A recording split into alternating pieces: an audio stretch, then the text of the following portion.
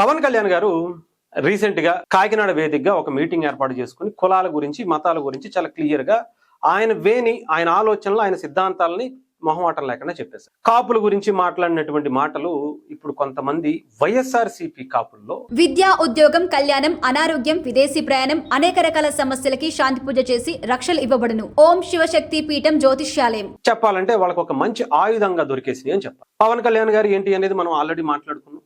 ఇకపోతే ఈ కాపు వైఎస్ఆర్సీపీకి సంబంధించినటువంటి కాపు నాయకులకి ఎందుకు ఇంత ఆగ్రహం తెప్పిస్తారు, అసలు వాళ్ళని ఏమన్నా అన్నారా అనేది ఇక్కడ ఒకసారి మనం చూద్దాం. సాయి కృష్ణ ఉదాంతాన్ని తీసుకుని పవన్ కళ్యాణ్ గారు చాలా క్లియర్ గా ఒకటి చెప్పారు. ఆ తల్లి ఆవేదనలో అర్థం ఉంది, ఆ తల్లి పడుతున్నటువంటి బాధ నాకు అర్థం అవుతుంది. అలా అని చెప్పి వాళ్ళ అబ్బాయి చేసినటువంటివి కార్యక్రమాలు ఎన్నైతే చేశాడో, ఎన్ని దారుణాలు అయితే చేశాడో, వాళ్ళ ఆ చేసినటువంటి ఆ పిల్లలు కావచ్చు, వాళ్ళ తల్లిదండ్రులు కావచ్చు పడేటువంటి ఆవేదన కూడా మనం చూడాలిగా అనేటువంటిది పవన్ కళ్యాణ్ గారు చెప్పారు. రౌడీల్ని, గుండాల్ని మనం ఎంకరేజ్ చేయకూడదు, నేనైతే చెయ్యను అని చెప్పి మొహమాటంగా చెబుతూ ఎమ్మెల్సీ అనంతబాబుకి సంబంధించి ఆయన ఒకటి విషయం తీసుకొచ్చారు. ఆయన కాపు కాబట్టి ఆయన ఒకరిని చంపేసి డోర్ డెలివరీ చేసినా కూడా శభాషరా, నువ్వు సూపర్ గా చేసావు అని చెప్పి నేను క్లాప్స్ కొడుతూ కూర్చోలేను అని ఒక వేదిక మీద ఇంత బహిరంగంగా మాట్లాడేటువంటి పరిస్థితి పవన్ కళ్యాణ్ గారు నిన్న చేశారు. ఆ తర్వాత ఆయన కొంతమంది చేసినటువంటి వ్యక్తులని, ఆ వెనకేసుకొస్తున్నటువంటి వ్యక్తుల గురించి మాట్లాడారు. ఇక్కడ నిన్న వైఎస్ఆర్సీపీకి సంబంధించినటువంటి కొంతమంది నాయకులు వచ్చి పవన్ కళ్యాణ్ గారు ఇలా మాట్లాడేశారు, కాపులందరినీ రౌడీలుగా, గోండాలుగా, రౌడీ షీటర్లుగా చిత్రీకరిస్తున్నారేంటి అని తెగ గింజేసుకుంటున్నారు. ఇంకా కాపులకి సంబంధించి ఇంక వేరే ఏం దొరకట్లా. అంటే వైఎస్ఆర్సీపీ పార్టీకి కాపుల మధ్య కుట్రలు చేయటం తప్ప ఇంకొక రాజకీయం చేయటం చేత కావట్లేదు. కాపులతో తప్ప ఏ కాపులైతే పవన్ కళ్యాణ్ గారికి, కూటమి ప్రభుత్వానికి అండగా నిలిచి 164 సీట్లు తీసుకొచ్చారో వాళ్ళని మనం విడగొడితే తప్ప మళ్ళీ అధికారంలోకి రాలేము అనేటువంటి ఒక క్లియర్ అనాలిసిస్ వాళ్ళ దగ్గర ఉంది. అందుకోసమే అంబటి రాంబాబు గారి మీద మాట్లాడినా కాపులకి సంబంధించిన ఇష్యూ తీసుకొస్తారు, లేదంటే కందుకూరికి సంబంధించినటువంటి ఇష్యూ తీసుకొచ్చినా కాపుల ఇష్యూ తీసుకొస్తారు. ఎక్కడ ఏం జరిగినా సరే కాపుల్ని మాత్రం మధ్యలో పెట్టి పవన్ కళ్యాణ్ గారు దానికి ఆయన కాపుల్ని కావాలనే కుట్రలు చేస్తున్నారు, కాపుల మీద కుట్రలు చేస్తున్నారు అనేటువంటి దాన్ని తీసుకొచ్చి ప్రొజెక్ట్ చేయాలనేటువంటి ప్రయత్నం చేస్తారు. ఇంకా వేరే ఏమి రాజకీయం చేయడం చేతనవట్లా, వేరే ఇష్యూస్ మీద కొట్లాడటం రావట్లా, వేరే ఇష్యూస్ మీద పోరాటం చేయడం రావట్లా, వేరే ఇష్యూస్ మీద అసెంబ్లీకి వచ్చో, లేదంటే పార్లమెంట్కి వెళ్ళో, లేదంటే కౌన్సిల్కి వెళ్ళో మాట్లాడడం అనేది వాళ్ళ వల్ల కావట్లా. అందుకనే ఎంతసేపు కాపులు కాపులు కాపులు కాపులు కాపులు కాపులు ఇదే పని. కాపులు లేకపోతే మరి కాపుల మీద అంత ప్రేమ ఉంటే సాయి కృష్ణ మొన్న చనిపోయాడా బతుకున్నాడా అనేది మనకు తెలియదు. అతను గురించి మనం ఇంతలో వైఎస్ఆర్సీపీ గింజేసుకుంటుంది. అతని మీద ఎంత ప్రేమ వలగబోస్తూ వైఎస్ఆర్సీపీకి సంబంధించినటువంటి నాయకులు జగన్మోహన్ రెడ్డి గారు కూడా వాళ్ళ ఇంటికి వెళ్ళిపోయారు. అసలు ఆ పిల్లోడు కారణం ఏంటి, ఆ పిల్లోడు అలా అవడానికి కారణం ఏంటి అనేది కూడా మనం చూడాలిగా. ఆ పిల్లోడు మీద వైఎస్ఆర్సీపీ హయాంలోనే 2019 నుంచి 24 వరకు అనేక కేసులు పెట్టారు.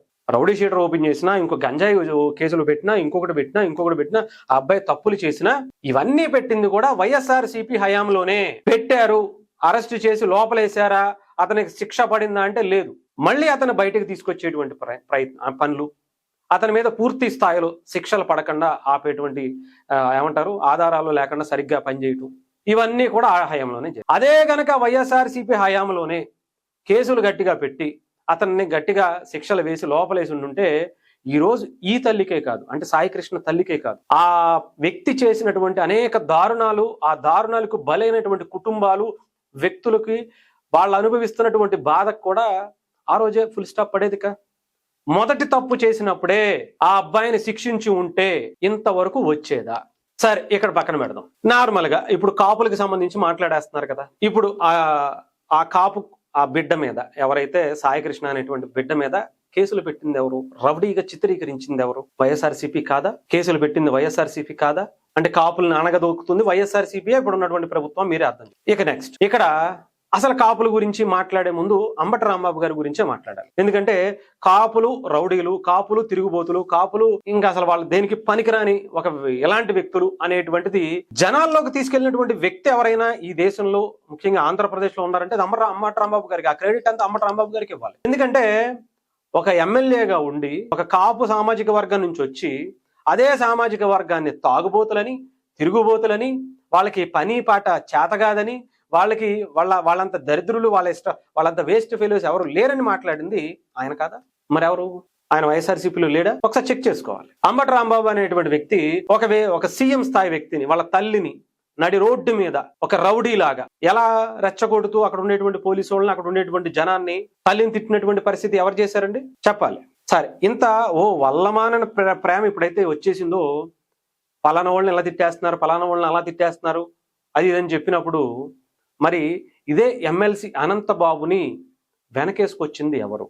ఎలక్షన్స్ టైంలో అతను డోర్ డెలివరీ చేశాడని తెలిసిన తర్వాత కూడా, ఒక దళితుడిని చంపేశాడని తెలిసిన తర్వాత కూడా అతనికి కాపు కాసినటువంటి వ్యక్తులు ఎవరు? సార్ జస్ట్ చెక్ చేసుకోండి. తోట తిరుమూర్తి గారు లాంటి వ్యక్తి, ఆయన కూడా ఇప్పుడు రాజకీయంగా ఒక ఎమ్మెల్సీ ఉన్నట్టుంది, బట్ ఆయన రాజకీయ జీవితాన్ని కూడా అక్కడతో క్లోజ్ చేపించేటువంటి ఇంటర్నల్ పాలిటిక్స్ ఎవరు క్రియేట్ చేశారు? ముద్రగడ పద్మనాభరెడ్డి గారు లాంటి వ్యక్తిని రెడ్డిగా మార్చుకునేటువంటి పరిస్థితికి ఆయన మీద ఆయనకి ఏం ఆశ చూపించారు, ఏం ప్రలోభ పెట్టారు, ఏం బ్రెయిన్ వాష్ చేశారు అనేది తెలియదు. ఒక కాపు సామాజిక వర్గం నుంచి ఒక గొప్ప స్థాయికి వెళ్తున్నటువంటి వ్యక్తిని పట్టుకుని అనగదొక్కటమే కాకుండా ఆయన గెలిస్తే నేను పేరే మార్చుకుంటాను అనేటువంటి పరిస్థితికి తీసుకొచ్చింది ఎవరు? జస్ట్ చెక్ చేసుకోండి. ఇంటర్నల్ గా ఉంటూనే కాపు నాయకులందరినీ దగ్గర పెట్టుకుంటూనే వాళ్ళ తరతరాల నుంచి వస్తున్నటువంటి పేరుని, ప్రఖ్యాతల్ని, రాజకీయ జీవితాన్ని సర్వనాశనం ఇంటర్నల్ గా చాలా ప్లాన్డ్ గా చేసింది ఎవరో? జస్ట్ చెక్ చేసుకోండి. అంతకు మించి నేను చెప్పాల్సిన అవసరంలా.